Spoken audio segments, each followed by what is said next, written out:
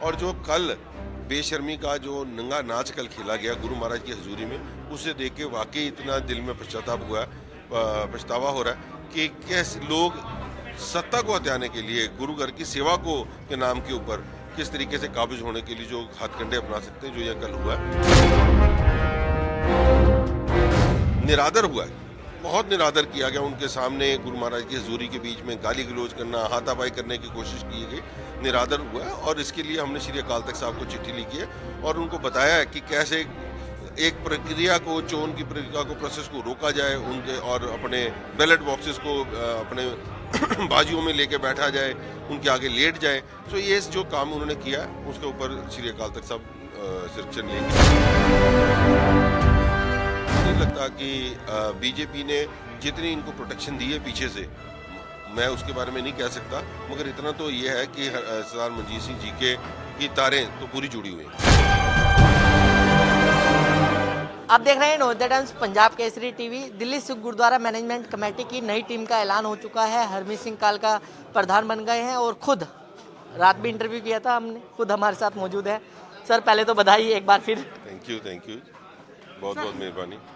रात में एग्जीक्यूटिव की बैठक हुई, क्या जो है जो डिस्कस है वो क्या क्या गया है? देखो, ये एक प्रथा है कि जिस वक्त नई कमेटी चुन के आती है वो एग्जीक्यूटिव की मीटिंग उस वक्त करके, क्योंकि जो पिछली कमेटियां चल रही हैं, पिछले जो अलाउंसेस दिए जाते हैं और जो भी प्रबंध को सुचारू रूप से जो पावर्स लेने की बात होती है वो सारी की गई और उसको पूरी हाउस ने सब समिति से पास किया।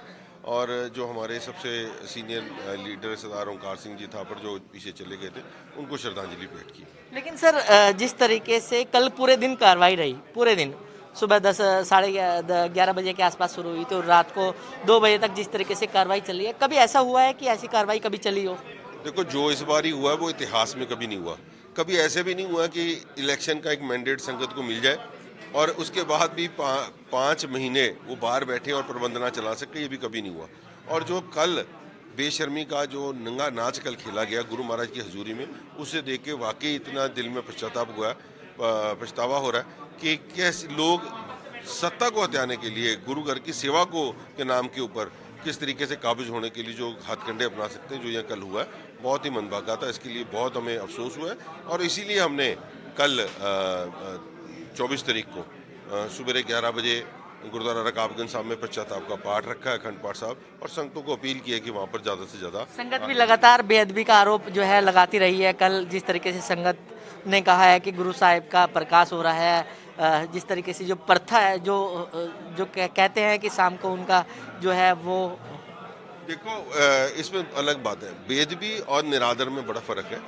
निरादर हुआ है, बहुत निरादर किया गया। उनके सामने गुरु महाराज की हजूरी के बीच में गाली गलौज करना, हाथापाई करने की कोशिश की गई, निरादर हुआ है। और इसके लिए हमने श्री अकाल तख्त साहब को चिट्ठी लिखी है और उनको बताया है कि कैसे एक प्रक्रिया को, चोन की प्रक्रिया को, प्रोसेस को रोका जाए उनके, और अपने बैलेट बॉक्सेस को अपने बाजियों में लेके बैठा जाए, उनके आगे लेट जाए। तो ये जो काम उन्होंने किया है उसके ऊपर श्री अकाल तख्त साहब सिलेक्शन लेंगे और मुझे पूरी उम्मीद है कि लोगों को इस बारे में जानू कराएंगे कि गलती किसकी है। अच्छा कालका साहब पूरा प्रोसीजर हुआ, बीजेपी का कितना इंटरफेरेंस रहा इसमें? देखो, मैं समझता हूँ गुरुद्वारा प्रबंधक कमेटी के अंदर किसी राजनीतिक दल को नहीं लाना चाहिए और कोई इसमें बीजेपी है उसका कोई मकसद ही नहीं था। जितने पिछले समय से जिस तरीके से सरकारें हमारे खिलाफ चलती रही है, मुझे नहीं लगता कि बीजेपी ने जितनी इनको प्रोटेक्शन दी है पीछे से, मैं उसके बारे में नहीं कह सकता, मगर इतना तो ये है कि सरदार मंजीत सिंह जी की तारें तो पूरी जुड़ी हुई हैं। लेकिन जो मंजीत सिंह जी के की आपने बात करी, या परमजीत सिंह सरना, हरविंदर सिंह सरना, उन्होंने साफ कहा है कि दिल्ली पुलिस के द्वारा उनको यहाँ से जबरन उठाया गया है। भाई, दिल्ली पुलिस ने उनको उठाने के लिए नहीं बोला, दिल्ली पुलिस ने उनको प्रोसेस को चालू करने के लिए कहा है। अगर आप बैलेट बॉक्स को पकड़ के बैठ जाओगे, उनका राइट है क्या बैलेट बॉक्स को पकड़ना?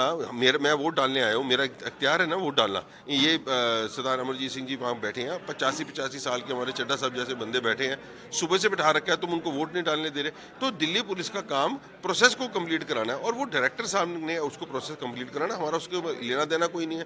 सो सरना भाइयों को ये समझ आ गया कि हम अपनी जगह पर जो खड़े हैं, हमारा स्टैंड पक्का है और वो जो कोशिश कर रहे हैं इस इलेक्शन को डिले होने की, वो अब होने वाली नहीं है। लेकिन आपकी टीम के मेंबर जसमेंत सिंह नोनी पिछले दिनों प्रेस कॉन्फ्रेंस की उन्होंने कहा है कि हरमीत सिंह काल का प्रधान बनने लायक नहीं है, और कल वही आपके फेवर में वोटिंग डालते हैं। देखो, ये तो इसका जवाब सरदार जसमीत सिंह नूनी देंगे, क्योंकि मैं समझता हूँ कि जो लाइफ में एक्सपीरियंस है वो उम्र के साथ आता है।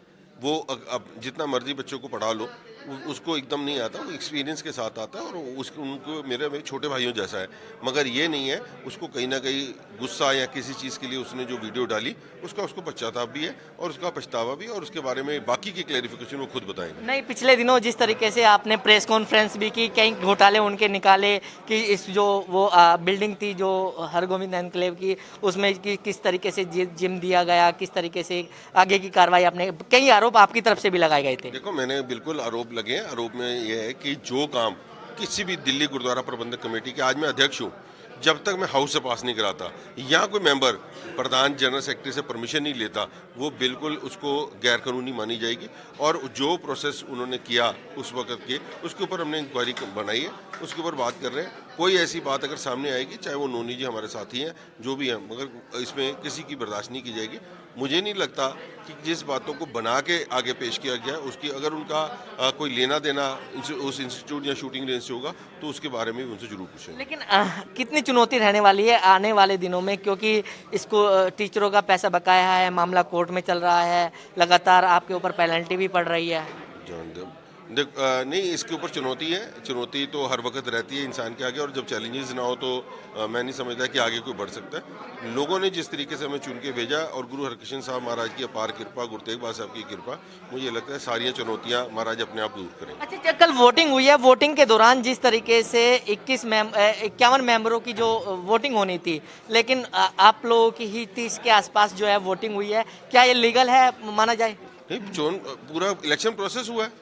30 मेंबर एक तरफ से लिखे दे रहे हैं, लिख के भी दिया है डायरेक्टर साहब को कि हमारी इलेक्शन कराई जाओ। तो डायरेक्टर को पता है कि जब 30 बंदे एक तरफ है, मेजोरिटी एक तरफ खड़ी है, वो सिर्फ रोक ही इसीलिए रहे हैं कि इलेक्शन को पोस्टपोन किया जाए, और उनको कोई प्रोसेस, उनका मकसद नहीं था। तो डायरेक्टर को समझ आ गई, और डायरेक्टर ने उसने करवानी थी, तो ये डायरेक्टर साहब के देख रेख में हुआ। और डायरेक्टर गुरुद्वारा इलेक्शन ही बता सकेंगे आपको। और जो प्रोसेस हुआ है, जो प्रोटम चेयरमैन चुना गया, जो अध्यक्ष चुना गया, जो मीत प्रधान, सारा बिल्कुल लीगल तरीके से हुआ। तो बिल्कुल ये थे हरमीत सिंह कालका, जिन्होंने नवोदय टाइम्स पंजाब केसरी के साथ खास बातचीत की। दिल्ली से कमल कुमार कंसल, नवोदय टाइम्स पंजाब केसरी टीवी।